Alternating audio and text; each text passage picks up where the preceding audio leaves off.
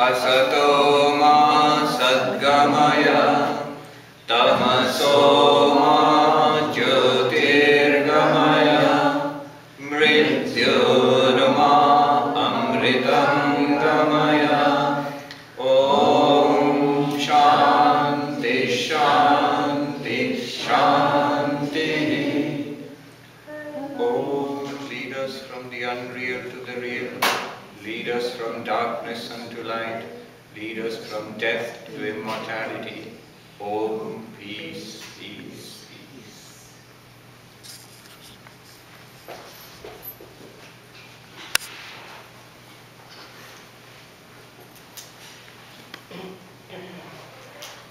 This morning session is the most important of all the sessions that we will do this time.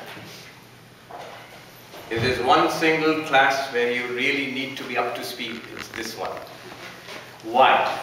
Because in this morning session, I will take up the introductory part of chapter 1 of Panchadasi, where Vidyaranya Swami, the author, does something remarkable. What does he do? Using only logic, only reasoning and experience, he proves to us that we are existence, consciousness, bliss, Brahman. Why is that remarkable? In the path of devotion, bhakti for example, you are asked to believe. Most conventional religion believe that there is something called God and have faith and surrender and love and worship and adore, and you will get the results. If not in this life, after death. That's the path. The central thing is belief. In the path of yoga, meditation, you don't have to believe as such. Do these exercises, meditation techniques, and you will get experience. What experience? Extraordinary experience. This is ordinary experience. You see and hear and smell and touch and think and remember and desire. This is an ordinary experience. This is the experience of life which we have now. But yoga, Patanjali Yoga, promises you extraordinary experience. If there is a God, we must see God. If there is an immortal soul, I must actually experience it. So an experience, extraordinary experiences will come through Patanjali Yoga by these techniques of meditation.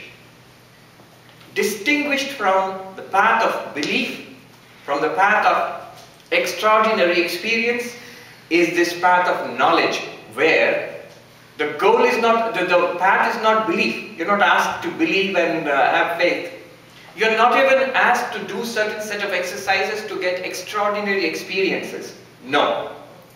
What you're asked to do is listen to these teachings and see for yourself. It's a path of insight.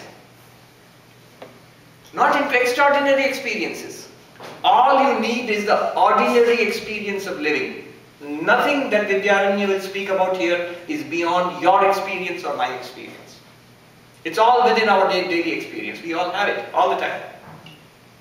He will just point out something that we never noticed, never understood, never saw before. So this is the path of insight. Path of belief, path of extraordinary experience, path of insight. Insight into what? Insight into already what is there. And it should be possible. If Brahman is all the time, eternal, it must be now. If Brahman is omnipresent, everywhere, it must be here. If Brahman is non-dual, then non-dual means no second thing apart from Brahman. If Brahman is non-dual, then nothing here is apart from Brahman. If that is so, then it is something that is continuously available to us. And yet, why do we not see it? Why do we not experience it? The Vidyaranya says, it is possible. You can actually experience is not quite the right word. You can realize it as a fact of your life right now. And that's what he is trying to do in just 8 verses, which we will do today, in this session. Now, this session is structured into 3 parts.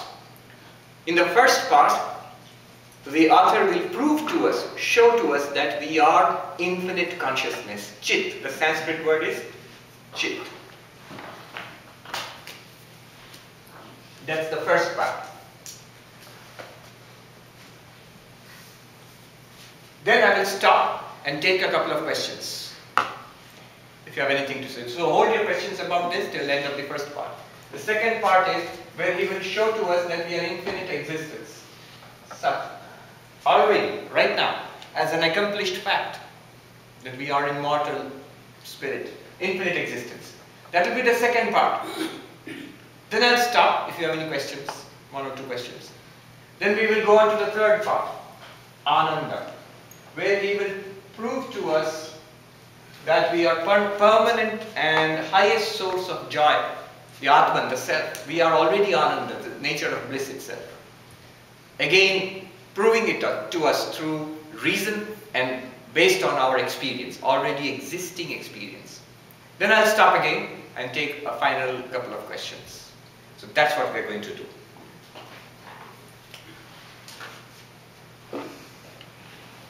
Verse number 3. This is where it begins. Today we are going to do, this morning we are going to do verses 3 to 10. Please repeat after me. Shabdasparshadayo Vedya. Shabdasparshadayo Vedya. Vaichitrya Jagare Prithak. Vaichitrya Jagare Prithak. Tato Vibhakta Tat Samvid. Tato Vibhakta Tat Samvid. Aikarupyanna Bhidyate. If this talk, this first talk, is the most important of all the talks, then this particular verse is the most important of all the verses. This one, number 3. All the rest that we will do in the next few days is very interesting. Advaita, philosophy of non-dual Vedanta, very interesting. But this verse is your doorway to enlightenment. I am not exaggerating one bit. Focus on this verse. What does it say? Stage 1. Stage 2. Do I get it? Understand it? Stage 3, most important. Is it real? Is it a fact? Are they telling me a fact just like there is a lake and sunshine outside? It's a fact, not theory, not speculation, not philosophy. In the same way, what we are going to do now, is it a fact? If it is a fact, door to enlightenment is open for you. If it's not a fact, you have to keep on knocking until the door opens. Okay. Enough of hard sell. Now, let's see, what does this verse say? It says that when you woke up in the morning, you saw so many things in your room. Your eyes opened and you saw so many things. You heard so many things. And then you came for breakfast and you smelled the coffee and you tasted the bread and so many things. So you, all throughout the day, from waking up till now, we have been hearing things, we have been smelling things, we have been tasting things, touching and seeing. Form, sound, smell, taste, touch. So many of these things streaming into us. We have been having many experiences. Now the author draws our attention to the very nature of experience. What is experience? It is you, the awareness, and an object of your awareness coming together. Awareness, consciousness, sentience, whatever you call it. That one plus an object coming together generates an experience. Example. You are looking. Here is an object, a pen. Now you are having the experience of seeing a pen. What happened? You, the awareness, and this object. Of course, in between there is the light bounces on this object, goes to your eyes, and then the optical nerves transmit it to the brain. The brain somehow presents it to the mind. In the mind, a percept is generated on the form of the pen, and you have the experience of a pen. I'm leaving out the process in between. The process is, here it is physical. Light, surface. When it goes into your eyes, optical. It becomes biological after that. Goes through your nervous system into the brain. And the biology and neuroscience will study that. After that, somehow, we don't know yet, no clue, modern science has no clue, how does something biological get transformed into something psychological? This is what is called the hard problem of consciousness. A lot of work is going on in this field right now. Anyway, I will not go into that. One of my favorite subjects, so if I start on that, it will divert it. How does something biological, something physical and biological we can understand. We understand the mechanism because biology is also part of the physical universe. But something biological, how does it become psychological? Do you understand the biological becoming psychological? Optical nerve, the nerves, brain, all biological. But then next, what happens? Miracle. You see the pen. It's in your mind. Your mind becomes active. Consciousness and mind, you have the experience of seeing a pen. What has the experience of seeing a pen? The awareness within you. You are aware of the pen. You see the pen. This step, just as an aside, I saw this discussion where they're talking about how does something physical and biological become psychological and conscious. And there's a cartoon. A scientist is deriving a result. Step 1, step 2, step 3, step 4, step 5. So 1 full of calculations, 2 is full of calculations, 4 is full of calculations, and 5 is full of calculations. But step 3 is just written miracle. And the professor is telling the student who has written this, I think you need to work on step 3. Anyway, that's an aside. So, you have the percept. Experience is consciousness plus object of consciousness. In between all the physics, biology and psychology I'm leaving out. Basically, your awareness and you are aware of something. Right? That leads to experience. Consciousness plus object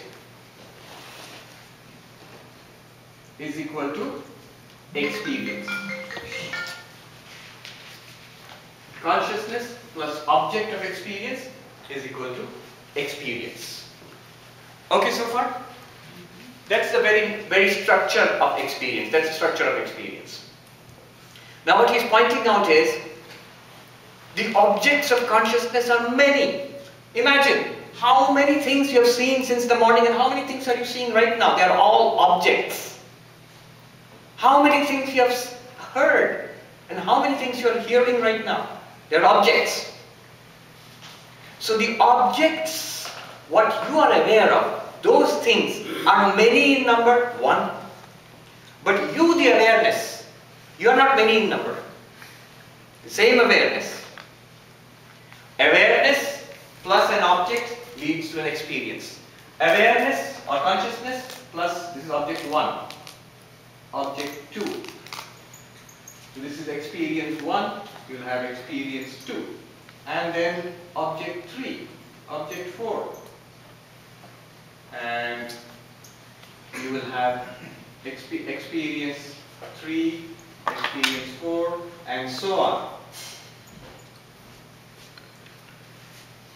You have a series of experiences. The experiences are different from each other because the objects of experience are different from each other. But the awareness is the same.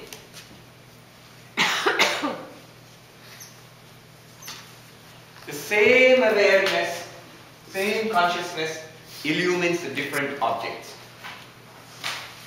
The objects of experience keep changing. The awareness which is aware of these objects does not change. The objects of experience are many. The awareness is not many. The objects of experience are different from each other.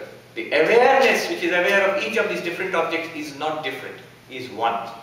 I have said a number of things. I'll illustrate with examples. The objects of awareness are many. Here is one object of awareness.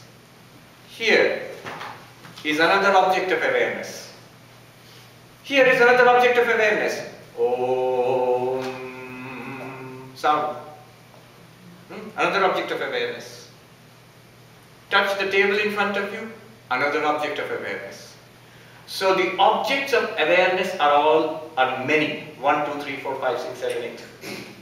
And these objects are different from each other. Aren't they different? Look. 2 objects. Okay?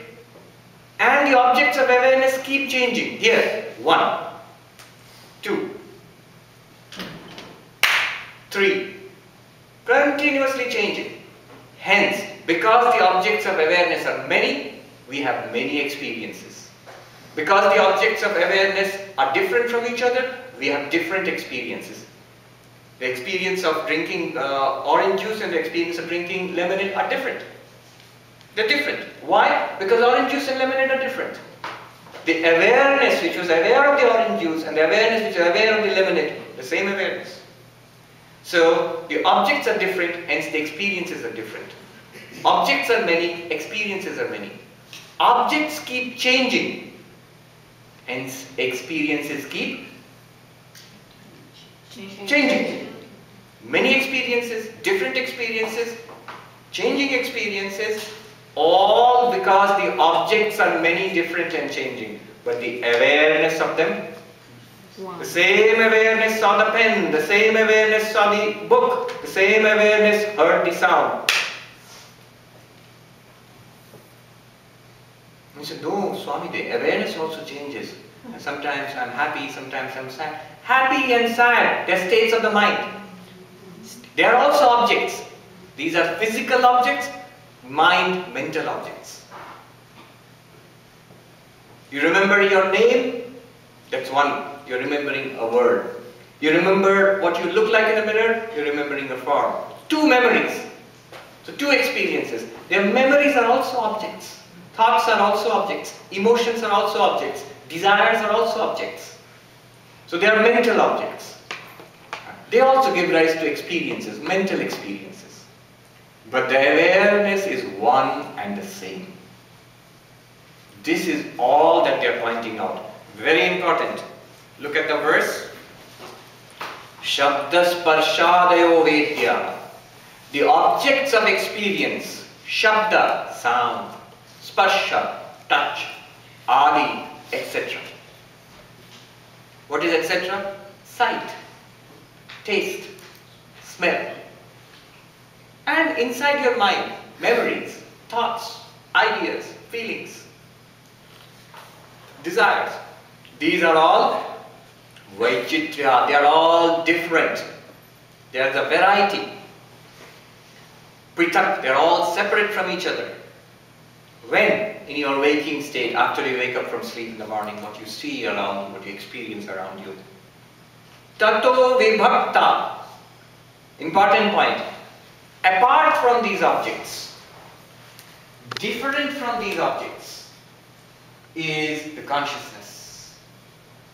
Different from the objects is the consciousness. At one point we are going to go and say that the consciousness is not different from these objects, or these objects are not different from the consciousness. But for the time being, we are going to say that apart from these objects is the awareness. Apart from what you experience is your awareness which experiences. And that awareness which is different from the objects of experience, that awareness, is it one or many? I need you to be confident on this one. One. Is it changing or unchanging? Unchanging. Unchanging. I'll say, how can you say that your consciousness is unchanging? Aren't you bright and awake after a cup of coffee? Aren't you dull and sleepy after a Vedanta class? Aren't you angry sometimes? Aren't you peaceful sometimes? So how can you say your consciousness is unchanging? Answer that. They are mental states. Your consciousness is that which is aware of those mental states also. The mental states keep changing. Yes, we are making a distinction between mental states and consciousness. So it is one and unchanging, and not different from experience to experience. Experiences are many. Why are experiences many? Because objects of experience are many. Experiences keep changing. Why do experiences keep changing? Because objects of experience keep changing. Experiences are different from each other. Each experience differs from the other. The experience of Vancouver differs from the experience of Loon Lake. Why? Not because the awareness is different. It's because Vancouver is different from Loon Lake. The objects are different, hence the experiences are different. In our waking state, we have a series of experiences. In fact, what is waking except a series of experiences? Those experiences are due to the different objects of experience, but apart from the objects of experience is the consciousness. Tat Samvit, the word you used for consciousness, the special word used by Vidyaranya called Samvit, means awareness.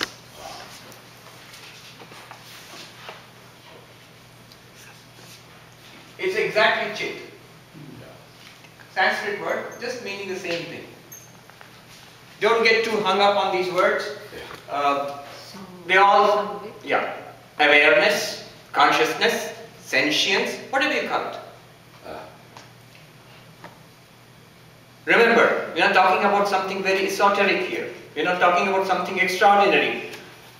What about, when will I experience Samvit? When my Kundalini will be awakened and then I will experience Samvit? No, no, no. Are you listening to my words now? Did you taste the coffee in the morning? Yes. That's Samvit. The coffee is not Samvit, my words are not Samvit. That which experienced the coffee and my words, that's Samvit. That Samvit is one, unchanging and different from the objects of experience. One, unchanging and different from the objects of experience. That's all that has been said here. Stage 1. Do I have a basic idea of what was said here? It's in the diagram. Stage 2. Do I get it? Questions. So I'll come to it a little later because we're going to go through a few more verses, then I'll finish stage 1 and then we'll have questions. And stage 3. Is it a fact? Think about what was said here. Is it a fact? You just ponder on that thing. Is it a fact? Is it something that they said? If it is so, already it revolutionizes what we thought about ourselves. Who am I? Can't you see me? Here I am. But no, if you follow that, then this which I am showing, this body, it's also an object. And I am the Samvit, consciousness, which is aware of this object. That's not normally how we think of ourselves. We think of ourselves as, here, this one. No, if you say this, immediately the question will be, are you aware of this? I have to say, yeah, I'm aware of it, I can see it, I can feel it. If you are aware of it, it's an object. You are that which is aware. You are not that which you are aware of. And it said, that which is aware, the Samvit, is different from the object of awareness. If the body is an object of awareness, then the incredible conclusion is, just as this pen, I never say, I am the pen. I say, I am aware of the pen, I can see the pen. Vedanta tells me, there is no, basically in principle, there is no difference between this as an object of your awareness and this body which is an object of your awareness. Which is already a huge, huge step forward. If you apply it to your mind, even more incredible. I am so miserable. Are you aware of the misery? Yes, of course. In that case, it's an object. And you, the Samvit, the consciousness, you must be different from the misery in your mind. Hence, you cannot be miserable. You see the incredible thing? You said, that's very clever, but that's not true. Vedanta insists not only is it clever, but it's also very much a fact now. All you have to do is to see it. And I guarantee the moment you see it, to the extent that you see it, you will be free of depression and misery. You'll also be free of pleasure and excitement. But that does not mean that you will not experience pleasure and excitement. You will continue to experience pleasure and excitement. You will continue to experience depression also. And yet you will say, I am not depressed or I am not excited. I am the light which shines upon the excitement or depression in my mind. Think about it. Since the morning till now, how many times, if only mildly, have we been displeased or irritated? How many times have we been pleased and peaceful? All come and gone, and more to come and go. Throughout our days and nights and our months and years, so many such experiences will keep coming and going. So many little pleasures and so many little frustrations, so many little unhappinesses, so many little happinesses. All objects, you the awareness, are different from them. And as they come and go, they give you experiences of pleasure and pain and depression and peace. Tato vibhakta tat samvid. The awareness different from them. Aikarupya, it is one and the same. The awareness is one and the same. Na vidyate, it does not differ. The objects differ. The objects change. The objects are many. The awareness does not differ. Throughout our experiences, one golden thread runs through your experiences of all your life. It does not differ. It does not change. It is not many. It's one. As day fades into night and darkness descends upon Loon Lake, we fall asleep and perhaps dream. We dream. Let's go to verse number 4. Tatha swapnyatra vedyam tu, tatha swapnyatra vedyam tu, nastiram jagare stiram, nastiram jagare stiram, tadvedo tastayo samve, tadvedo tastayo samve, ekarupa na bhidyate, ekarupa na bhidyate. And so we fall asleep, and when we dream at night, we forget that the body is on the bed and sound asleep. But what do you experience? We experience other times and other places and other people, all imagined in the mind. It's produced, it's like sitting in front of a TV and watching a TV show. It's produced in the mind, but it seems to be very real. In a dream, you don't think that, oh, I'm seeing a nice movie produced by my mind. No. You think that's actually happening. All sorts of funny things start happening. And dreams and waking, we take them to be different. Are they really different? Advanced Vedanta would say no. But beginners Vedanta would say, okay, you think they're different? Yeah, most grown-up people, we distinguish between, adults distinguish between dream and waking. You do distinguish, yes. Very good. We'll take it, let them be different. There is, if you go to Advanced Vedanta, Mandukya Upanishad, they say there are not 3 stages, waking, dreaming and deep sleep. Normally in Vedanta we speak about waking, dreaming and deep sleep. And we shall speak about it now. Mandukya Upanishad will say there are only 2 stages. What are the 2 stages? Dreams and sleeping. Dreams are of 2 kinds, dreams and waking. Waking is also a dream and dream is also a dream. And we sleep. Anyway, we are not going into that. We are taking a common sense approach. Since you feel that your waking and your dream are different, they are 2 different things. Dreams are just dreams and waking is real. All these are the things we feel. And Vedanta says, okay, I'll sign up on that. Now, how are the waking and the dreams different? Many ways. You might say dreams are not real. If I have one cookie now and 3 in my dreams. I don't say I've had 4 cookies.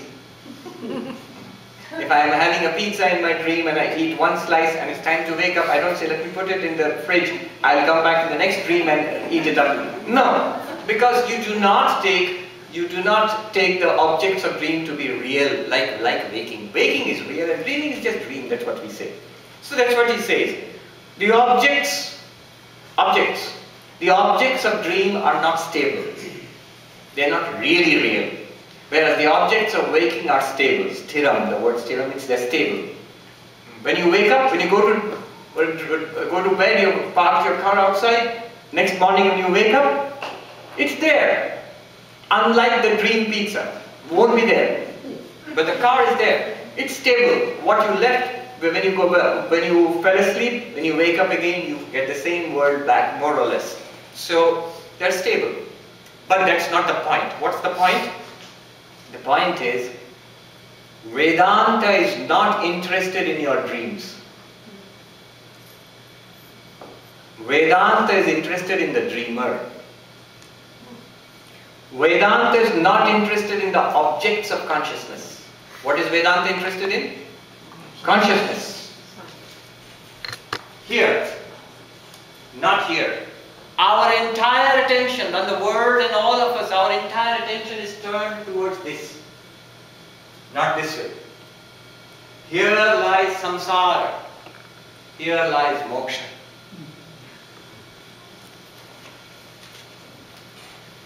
A Swami once said to, a person came up to the Swami, was narrating his woes, and the Swami said, I am not interested in your problems. And the person was shocked, how cruel. I am not interested in your problems, I am interested in you. You see now, what are the problems? Here. And you are getting experiences. Objects and experiences. They keep coming and going. I am interested in you. Not those things. So here, the point is, we are not interested in what you dreamt about. We are interested in the consciousness to which the dreams appeared. So, the awareness which dreamt of the objects in the dream, that awareness is one unchanging awareness.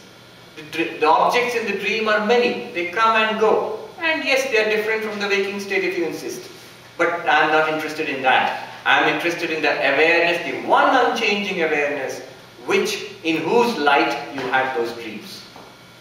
That awareness continues. It's the same awareness which was there in the waking state. It's the same awareness which is there in the dream state. That which illumined your waking state now. When you fall asleep and you have dreams, it's the same awareness which continues to light up your dreams. As it is apart from the objects of your waking state, it is also apart from the objects of your dream state. As the objects of the waking state come and go, the objects of the dream state also come and go faster. As the objects of the waking state are different from each other, the objects of the dream state are also different from each other. But one thread of consciousness runs through all of them. Alright, that's the dream, fourth verse. Samvit continues through dream. Samvit eka rupa na vidyate. That one unchanging consciousness continues in dream also. It's by that light that you get dream experiences. What happens after dream? What happens after REM sleep? You know, you have heard of REM sleep, non-REM sleep. So we go into deep sleep called sushupti. Deep sleep, where you do not dream. You are neither awake nor are you dreaming. What do you experience? You have no objects of experience. All the objects are wiped out. All the objects are removed. A blankness. So consciousness, according to Vedanta, consciousness continues in deep sleep. Our normal reaction to deep sleep is, you know how we understand deep sleep? We understand deep sleep as all the objects are there, the waking world is there, but my consciousness has gone away. So I am not experiencing anything. After all, what is experience? Consciousness plus object is equal to experience.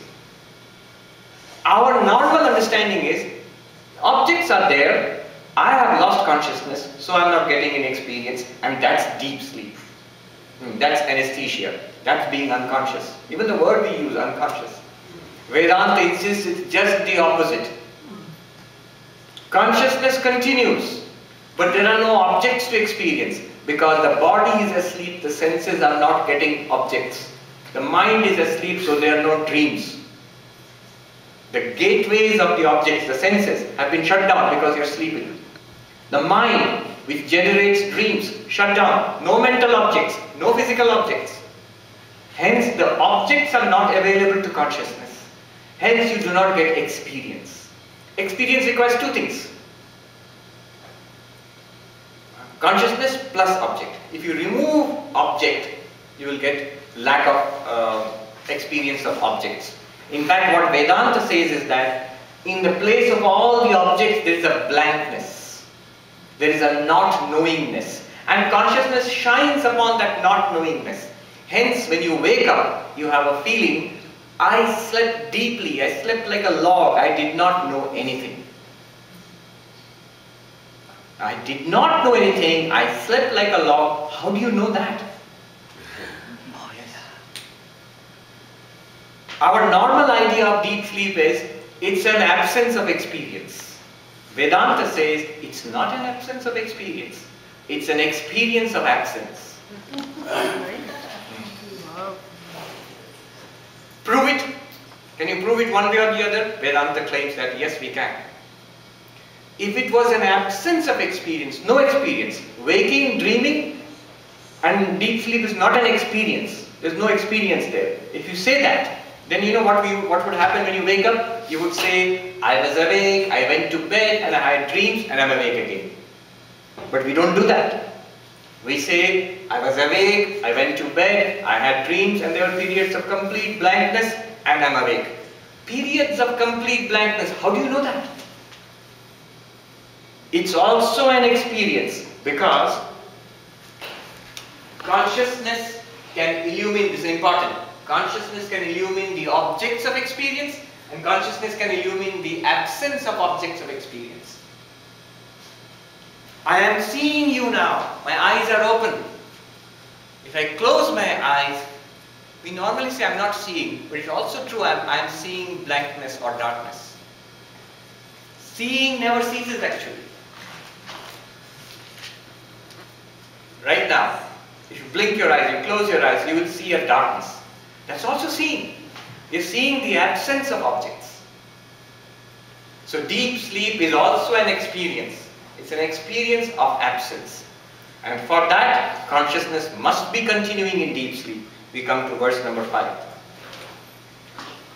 Supto thetasya saushupta Supto thetasya saushupta Tamo bodho bhavet smriti Tamo bodho bhavet smriti Sajava buddha vishaya Sajava buddha vishaya Avabuddham tattadatamah Avabuddham tattadatamah Suptothitasya. After waking up from deep sleep, we have the recollection. There was a period of blankness, tamo bodho, and an experience of absence, an experience of nothing, an experience of darkness. We have that kind of recollection. Now you cannot have a recollection without a prior experience. So, sacha avabuddha vishaya, every kind of recollection is always of some experience in the past. Recollection is of some experience in the past. So, in deep sleep, you must have experienced blankness. It was not an absence of experience, it was an experience of absence. Which means, the point being, in deep sleep also consciousness continues. Verse number 6. Sabodho vishayat vinno Sabodho vishayat vinno Nabodhat swapna bodhavat Nabodhat swapna bodhavat Evam sthanatrayetyeka Evam sthanatrayetyeka Samvit Tattvad Dinantare. Samvit Tattvad Dinantare. That consciousness, that one, it is different from the blankness which it experiences. Just like this consciousness is different from the objects of the waking state. This consciousness is different from the objects of the dream state. This consciousness continues to be different from the blankness of deep sleep state. And hence, evam sthanatrayapyeka. In all the three stages, waking, dreaming and deep sleep, there is one unbroken, unchanging consciousness called Samvit. This unchanging consciousness which experiences waking, body, external world and mind, which experiences dreaming in the mind, experiences blankness in deep sleep, that unchanging consciousness. This is the story of one day, from waking to dreaming to deep sleep, one day. Next day's story, Tadvad Dinantare, same story. And the day after that, same story. Waking, dreaming, sleeping. And the week after that, same. Month after that, year after that, same story. Waking, dreaming, sleeping. Series of experiences, that's what's happening. The next verse, the 7th verse, which is where I will stop. The 7th verse is a very powerful verse, very poetic, very grand verse. It draws a conclusion from what we have been doing so far. What is the conclusion? Masabda yuga kalpeshu, Masabda yuga kalpeshu, Gatagamyeshu nekadha, Gatagamyeshu nekadha, No deti nastametyeka, No deti nastametyeka, Samvit esha swayam prabha, Samvit esha swayam prabha. Beautiful verse. This Samvit, consciousness, swayam prabha, self-effulgent. Self-effulgent means just like everything in the room is dark, it cannot reveal itself. When you switch on the light reveals everything in the room. And the light, what do you need to reveal the light? Nothing else. The light reveals itself. You don't need to switch on another light. Similarly, consciousness is that which reveals everything in the universe and itself at the same time. Swayam Prabha, self-effulgent. What does it say about it? Days pass, months pass. Masa means months. Months pass. One consciousness, the objects keep changing. Waking, dreaming, deep sleep. You, the consciousness, unchanging, immortal, unchanging. As the months pass, the years roll by. Abda means years. And over the years, as the body changes and ages, death might come to the body. The consciousness remains completely unaffected. Yeah, hold your questions. You can ask after this. Consciousness remains completely unaffected. Yuga, eons may pass. Many bodies may come and many bodies may go. Many days will pass as the sun wheels across our skies. Days and nights come one after another. Objects of consciousness keep changing. The consciousness is one and unchanging. Across eons. Across cycles of time. Kalpa. Hindus have very huge scales of time. Millions of years. Hundreds of millions of years. So across oceans of time, one unchanging consciousness. Gata Gamyeshu Anekada. Many ages and eons have, millennia and eons have passed. Many more yet will pass. Consciousness remains one and unchanging. No deti nastameti. This sun of consciousness, it's like compare it to a sun which neither rises nor sets. Udeti, rises. Astameti, sets. It neither increases nor decreases. Neither rises nor sets. What? Not the sun. You, the consciousness. Rising and setting means birth and death. There is no birth for you, the consciousness. There is no death for you, the consciousness. Birth and death are for the body. So this immortal, unchanging consciousness. You are, and I am, and all of us are. This is what we are. This is the thesis. I have concluded the first part, Chit. 3 stages. What was said, stage 1. No mean feat in itself, just to think, this is the argument we went through now. Stage 2, do I get it? And this is where the question should be. And stage 3, is it a fact, is it real? Questions? Please raise your hand. So Maharaj, if the consciousness is always there, so when a child is born, he still has the consciousness, but how? Look at the language. The question was, if consciousness is always there, when a child is born, does he still have the consciousness? Yes, supposed to be, So, according to this. this is the question. Look at the language of the question. A child is born. What is born? Body. Body. When you ask, does he still have consciousness? What you're basically asking, does that body still have consciousness? You're still thinking of the body as having consciousness. Vedanta reverses it. Look at your own case. Is it true that you are a body with consciousness or a consciousness aware of a body? Where is the body? Where will you put it? Here or here? Consciousness. Let me ask you a question. Do you experience your own body? Do you see it? Do you feel it? Yes. Is the body an experience? Yes. Right. Yes. Nobody doubts that. The body clearly experiences. If nothing else, I experience the body. Right. Now, experience is always consciousness plus object. Is the body an object of consciousness? Yes. Yes. Yes. Oh. No?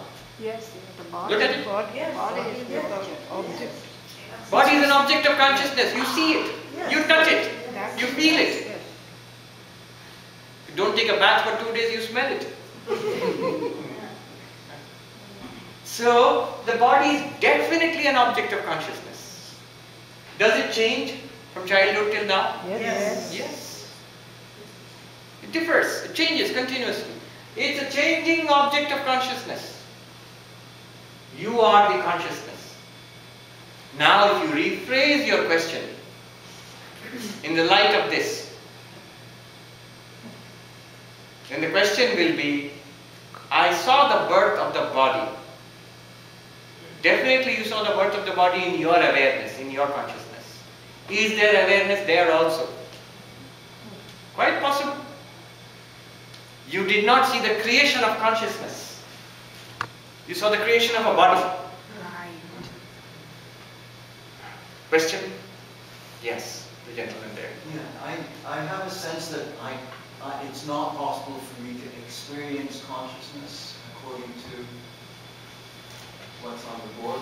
Can I have an awareness of consciousness? Right. It's a very subtle question and a powerful question. Look at the way it has been put there. What can you experience? Objects. When an object comes in front of consciousness, you have an experience. So what are you experiencing? An object. Right? In every experience there is an object. So is consciousness an object? No. Consciousness is the pure subject. What you truly are. What do you mean by pure subject? Is there an impure subject? Yes. It's when we add objects to consciousness that the subject becomes impure. The real subject is this, Samvit. And when we add objects to it, what do you mean add objects to it? When I say, I am standing here, then what I'm doing is I'm adding the body to the consciousness. I, consciousness plus body, I'm standing here. When I say, I weigh 150 pounds, I'm not saying consciousness weighs 150 pounds. I'm saying consciousness aware of an object called the body which weighs 150 pounds. Correct? So that's an impure subject. But the pure subject is consciousness itself. You, what you truly are. Brahman. That's a name, we'll come to it. So what you truly are. Remember, what we are doing here is a very rigorous exercise. We are not importing concepts. We are being very loyal to our experience. The more you stick to the truth means truth of your experience. The more you leave out philosophy and words, the more you will understand what he's trying to say. He is very strictly, very honestly, very finely reporting your own experience. The more you stick to that, the advantage is, the more you stick to your own experience and follow this, the more chances that there are of seeing the truth. Because he is seeing the truth and he is reporting it to you. Just stick to your experience. The moment you say Brahman, has he used the word Brahman? What is the word Brahman? Do you experience anything called Brahman here? Stick to your experience. Otherwise you will float off on fancies of theory and abstraction, and which is alright, but you'll miss enlightenment by a million miles. Stick to your experience. As you are experiencing the universe right now, you have a chance of enlightenment. Alright, now I'm coming back to your question. I'll answer that very sharply there. Can you experience consciousness? We have already said, note one thing, we have already said consciousness is not an object, clearly not. It is the subject which shines upon the object. Okay? And hence, you cannot experience consciousness as an object. But, here is the interesting thing. I'll just give you a hint, because there will be enough time for us to go through that. Here is the technique. In every experience, what is experience? A combination of the subject and the object. Consciousness plus object, right? So, if you look at your experience, it's two things. It's you, the consciousness, plus an object. In every experience, because these two things are present, not only the object of experience, but the subject is also available. You can see mystified expressions. I am saying something very, very simple, like our attention is so much on the object, we miss the subject. If I show you this, what will you say it is? You'll say it's a pen. I will say no. It's a pen plus light reflecting off a pen. In fact, the only thing that is going into your eyes is the light reflecting off the pen. The pen cannot go into your eyes. You will have to be rushed to the emergency room if it did. Your eyes are meant only for receiving light. Of the million things that you see, the eye does not receive any one of them. It just receives the light reflected from them. But we forget the light. We say this is a pen, this is a microphone, this is a man, this is a woman. No. All that you are actually physically receiving from the world outside in your eyes is light. In the same way, follow this carefully, everything that you experience as an object is shining in your consciousness. Otherwise you could not experience it. So every experience is of an object shining in consciousness. Is this clear?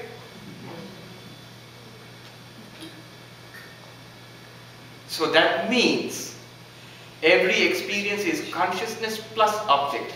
In every experience, you, the consciousness, are being revealed. Not as an object, as the subject of that experience. Let me give you some little application of this. In Hindi they say rahasya, the secret. This is a profound secret. For example, how do you use this? In every experience, consciousness is revealed. I'm not saying experienced as an object, it is revealed. Just like light, the object is shining in light, every object that you experience is shining in your consciousness. Hence, whenever you experience something, our tendency is to focus on the thing being experienced, not on the experiencer. Right? I'm seeing a pen. My entire focus is on the pen. But can I use this pen to become aware of the fact that I have got eyes and my eyes are open? You sit for meditation and the air conditioner kicks in or there's a door slamming and your normal reaction is, oh, I want peace and quiet and I want to meditate on the Atman, and this slamming of the door and this air conditioning and in India if you're there, the mosquito buzzing. What would the Vedantin do? The air conditioner kicks in, the hum is revealed to me by merely consciousness. That slamming of the door, in a flash, it reveals Samvit to me. Where is the slamming of the door? Except in your consciousness. Everything that happens in the world will reveal to you the pure consciousness that you are Samvit. Without that you cannot experience. Even the most disturbing experience you have, irritating experiences, they are revealing to you that you are pure consciousness, one and unchanging. Without this consciousness, how would you experience something irritating? Somebody wrote to, I think, Swami Vivekananda or the Holy Mother, I forget.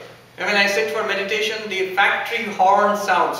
In the old days for shift, changing of the shift in factory, it would be a big horn. It sounds, it's so disturbing. I think they wrote to Thakur. To? Thakur told this one. Thakur. And the answer was, concentrate on the horn itself. What happens is, it's revealing to you the consciousness within. To a Vedantin, I've known, actually Swami is using it. A drill outside, you cannot meditate, it's horrible. It puts that person into ecstasy.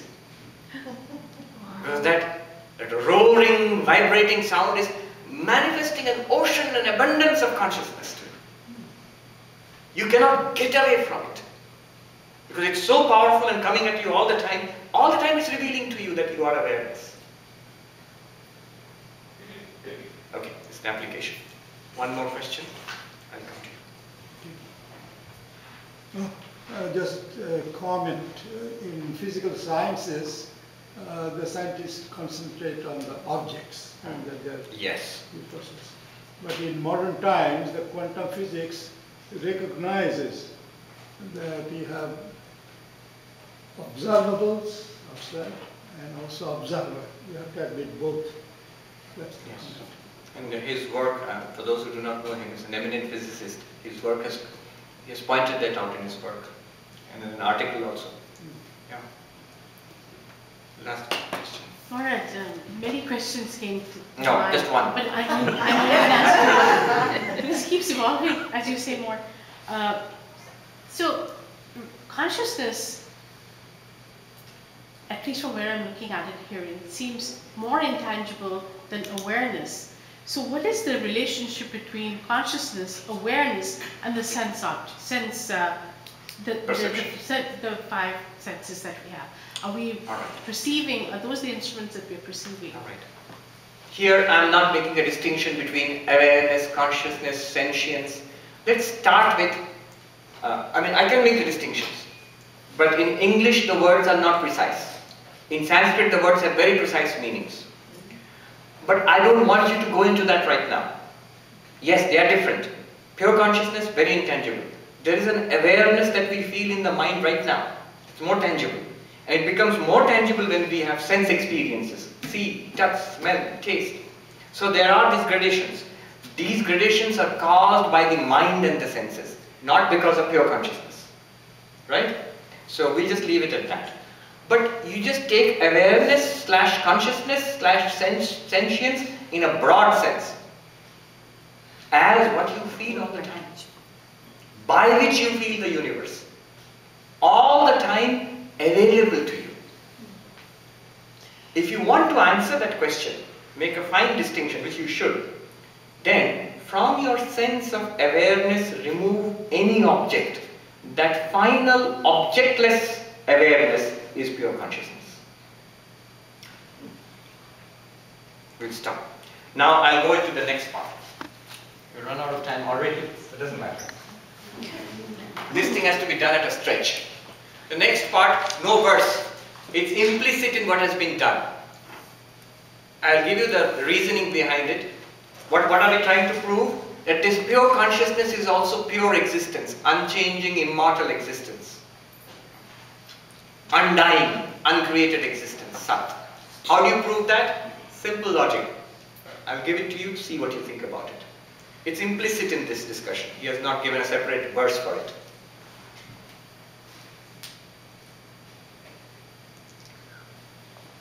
Borrowed properties are invariably lost. Blue sky. Now it's blue. At night it will be dark. In the early morning a rosy hued red. Now red and darkness and blueness are not the intrinsic property of the sky. It's because of the play of light and the clouds and the moisture in the air. You get different colors in the sky. The sky itself has no color. Is that right? Note one thing, that the different colors, even the lake will have different colors depending on the light in the sky and the clouds in the sky and all that. So it will differ. Now, these properties, these colors have come into the sky and gone. One sign of the property is borrowed or not is it comes and goes. Anything that comes and goes is borrowed. Somebody said these days you cannot recognize who's truly rich because everybody has got fancy gadgets and cars and clothes, but a lot of it can be borrowed on credit. It's only when you see the house being repossessed or the car being taken away you realize, oh, not really rich, but it was a borrowed thing. Because it came and went. It was borrowed. So the sign of a borrowed property is that it comes and goes. Okay with me so far? It could come, it can go away. Now, if you treat existence not a property, but if you treat it temporarily as a property, if existence is borrowed, then what will happen to the entity which borrows existence? Existence will come and go if it's a borrowed property, like money coming and going, like the blue color coming and going. So existence coming and going. Existence coming and going is another fancy way of saying it will be born and it will die. It will be created and it will be destroyed. So borrowing existence, we mean birth, creation, coming into being. Losing existence, death, destruction, losing our life. Now my question is, if something does not have existence as a borrowed property, if it has existence as an intrinsic property, I'll give you an example which will illustrate the difference. When you boil a potato, so the potato is hot potato, and when the potato is hot, is the heat intrinsic to the potato? No. Was it always hot? No. Will it always remain hot? No. It's borrowed its heat from the boiling water. After some time it will become cold when you serve it on a plate. The water, is it always hot? No. It became hot because it borrowed its heat from the hot saucepan. After some time it will become cool again. The saucepan, is it always hot? No. It borrowed its heat from the fire beneath it. After some time it will become cool again. The fire, is it always hot? So mechanically someone is saying no. No! As long as the fire exists, it's hot. Isn't it? As long as the fire exists, it's hot because heat is an intrinsic property. In a common sense way we say, heat is an intrinsic property of fire. Fire doesn't have to borrow heat from anywhere else. It neither borrows nor loses heat. As long as the fire is burning, it will be hot. Okay. So this is the difference between a borrowed property and an intrinsic property.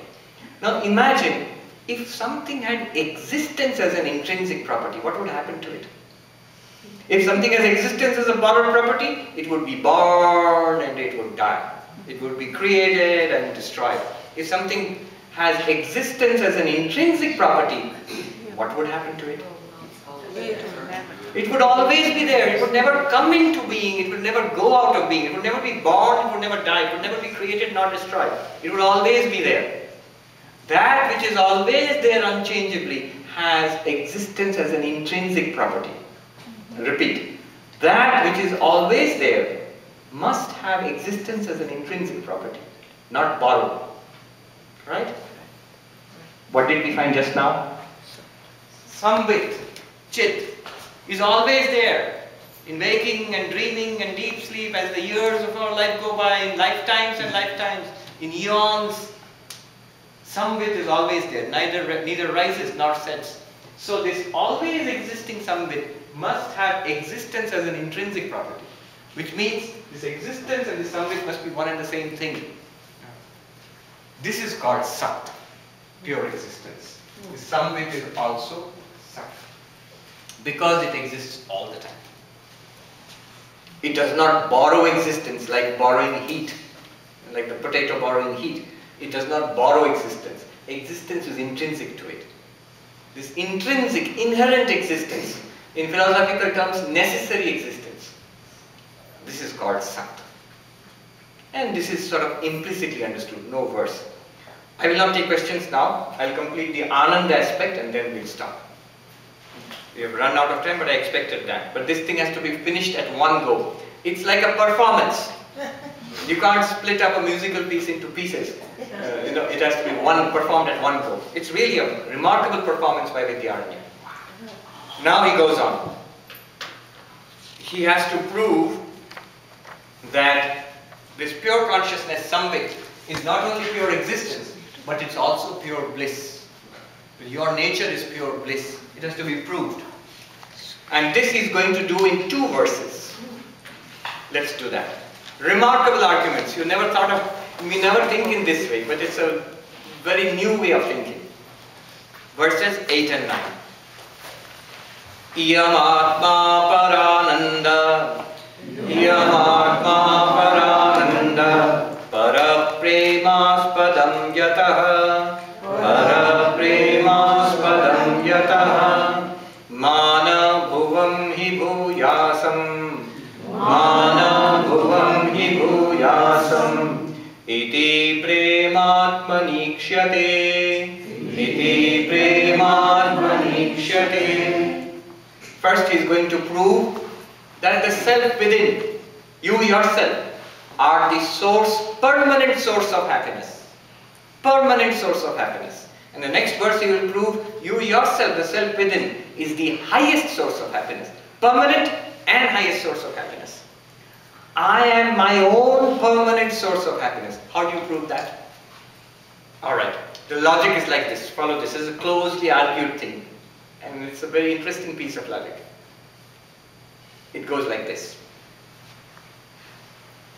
Whatever gives me happiness, I like. With me so far?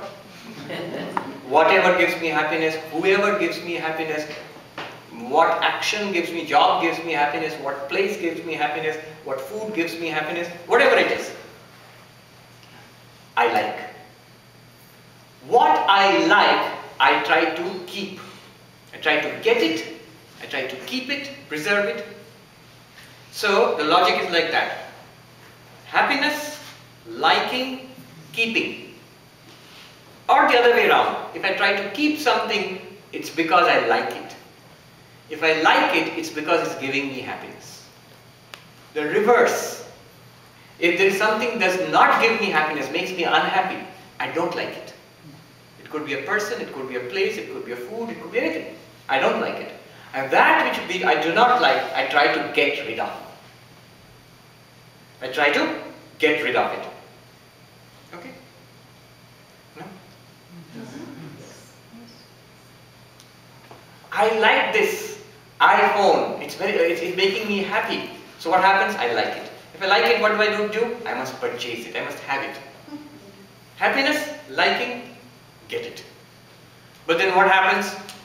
They put up an advertisement, iPhone 7, the new one. Immediately, that which was giving me happiness was I liked it and I kept it. What happened now? Apple has, they are very clever. They've hit at the root. Now it's making me unhappy because in comparison, iPhone 7 is better. The same iPhone 6 now doesn't give me happiness because the new one is there. The moment that same phone does not give me happiness, what will happen next? I don't like it. What will happen next? Get rid of it. Replace it with another one. Whether it's an iPhone, or a person, or a job, or a place, whatever. Same psychology works. All the time. Same psychology is working. This is the basic DNA of our likings. The structure. Now, with this in mind, the rest will be simple. We apply it to yourself. We never say, let me not be. We always say, let me be. Immediate question might be, what about suicides? But suicides, those who want to kill themselves, the doubt will be, They are saying that let me not be, isn't it? Let me die, let me not be. But that's always because there's a problem in the world, maybe a financial problem or a relationship problem or a disease or a mental problem, something. The moment you solve that problem, that person doesn't want to die anymore. I have an enormous debt, I can't pay it off, I'm going to shoot myself. Wait, we'll pay it off for you. Okay. Now, aren't you going to shoot yourself? No, why should I shoot myself? So shooting myself is not the point is the debt. Similarly, left to themselves, nobody would want to cease to exist. Now apply this logic. I do not want to cease to exist. I never want to get rid of myself. One.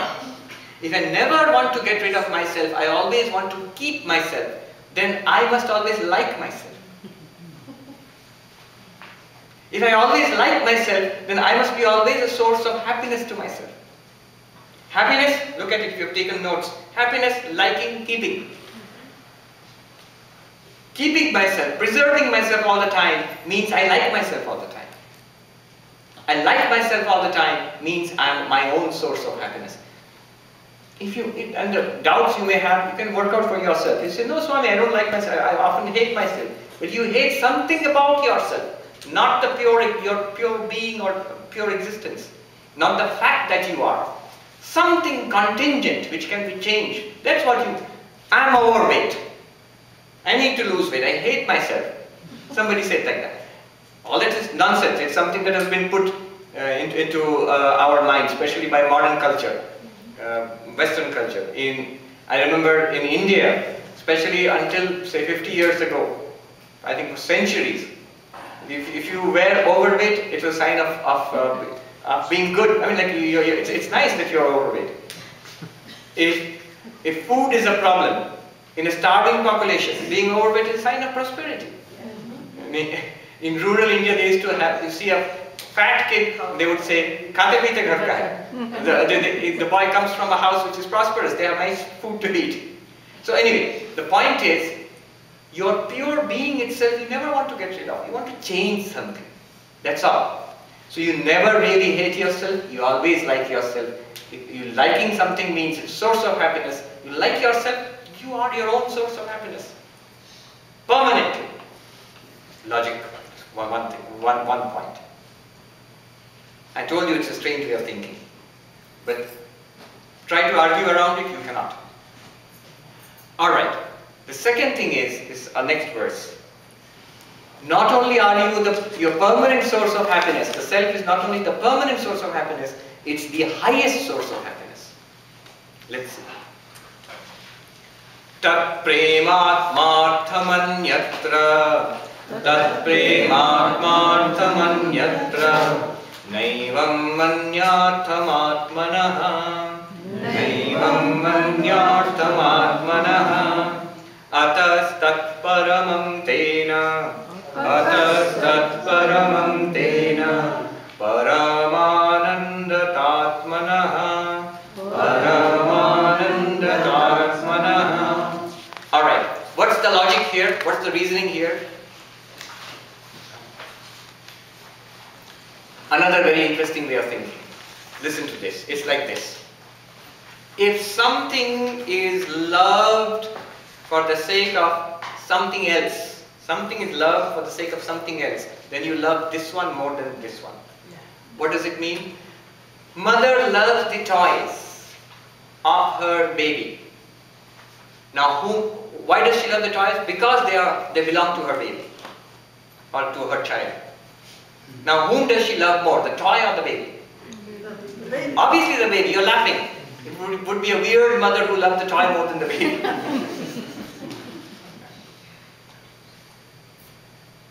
Though it's not, anyway, irrelevant thing I shouldn't say, we're really out of time, so I should finish this. So the mother loves the baby more than the toy. Love the toy for the sake of the baby, so the baby is loved more than the toy. Everything is loved for the sake of the self. The self is not loved for anything else. Everything in the universe that you love, it's because it makes you happy. And you don't love yourself for anything else. If you love something for the sake of another, that one is loved more. Everything is loved for the sake of the self. In that case, the self is loved the most. Remember the earlier logic. What do you love? That which makes you happy. What do you love more? That which makes you more happy. What do you love most? That which makes you most happy. You love the self the most. The self is the source of the highest happiness. There's the story of a young executive who said, I love my job in this big multinational corporation. I love my job. And he was told by his philosophy teacher that, yeah, you love your job. All right. In that case, you can go on doing your job. You won't be paid for it. No. I need the money. I need the money. I mean, okay, I love the money. That's true. All right. You love the money. All right. You will be paid. You will get the money, but you won't get to spend it. Just the money will be there. No, what? That's crazy. I need the money for buying this, so many things, you know, so many nice things. I need to buy those things. So, all right, you can spend the money for those things, but you can't use any of them. No, I need to use it for my family. I need the vacation and the nice school and the car and the house. I need them for my family. Okay, you can use all of them for the family, but they won't be your family anymore. No, it has to be my family. So ultimately it comes down to, remember, Vedanta never tells you to be selfish. In fact, it can explain unselfishness better than anything else. The person who says, I'm not doing things because of myself. I do things for others. I like making other people happy. I like solving the problems of other people. Vedantin will say, look at your language. I like. When you are unselfish, when you make a donation, when you see the smiles in the faces of other people who need your help, does that make you happy or unhappy? Happy.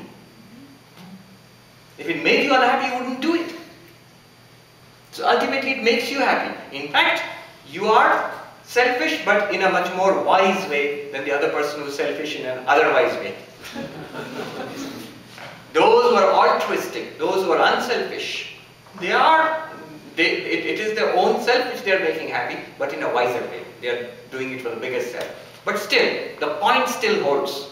Ultimately, everything is because of the self. The self is loved above everything else. When you love it in a small, mean, individual sense, it's called selfishness. When you love it in a mature way, knowing that doing things for others makes me truly happy, then you are called altruistic and unselfish. But the Vedantic point still holds. It is the self alone which is the object of greatest love in the universe. That which you love the most is something that definitely makes you the most happy. Otherwise you wouldn't love it. So the self is the source of the highest happiness. Verse 8 said, self is the source of permanent happiness. Verse 9 says, self is the source of highest happiness. Congratulations, you've come to the end of the road. We have made this presentation now. And we end with the 10th verse. Vidyaranya ties the strings together. 10th verse. He concludes the performance. Itham Satchit Parananda, Itham Satchit Parananda, Atma Yuktya Tatha Vidham, Atma Yuktya Tatha Vidham, Param Brahma Tayoshchaikyam, Param Brahma Tayoshchaikyam, Shrutyanteshu Padishyate, Shrutyanteshu Padishyate. Hence, in this manner, we have proved the self. Atma means the self. You. You are Sat Chit Ananda. We have proved that you are pure consciousness. We have proved that you are undying and immortal pure existence. And we have proved that you are the highest bliss. Atma, you. I won't even say Atma. The author says Atma, but our thing is, the mind plays tricks. Swami, you just proved that the Atma is existence, consciousness, bliss, but doesn't solve my problem. You are the Atma. That's what you are. You are this awareness here. Okay. It has been proved just now. You are some with pure consciousness, pure existence, pure bliss. Sat Chit Ananda. How did we prove it? Yuktya, by reasoning upon available experience. Never once did we speak about having a vision of God or Nirvikalpa Samadhi or nothing. What did we speak about? Waking, dreaming, sleeping, loving, existing, all the things that we experience all the time. Just by reasoning upon that, yuktya, yukti means reasoning. Reasoning upon already available experience, we have proven you are of the nature of, you are Sat Chit Ananda, existence, consciousness, bliss. Okay? Now open the Upanishad. Open your Vedanta book. What does it say? Brahman is Sat Chit Ananda. It defines. You use the word Brahman. You open the book, you will find in the Upanishad you come across this word Brahman. What is Brahman? Sat Chit Ananda. We say, hey, wait a minute. Didn't you just prove that I am Sat Chit Ananda? Yes. And the Upanishad says Brahman is Sat Chit Ananda. Yes. In that case, I am.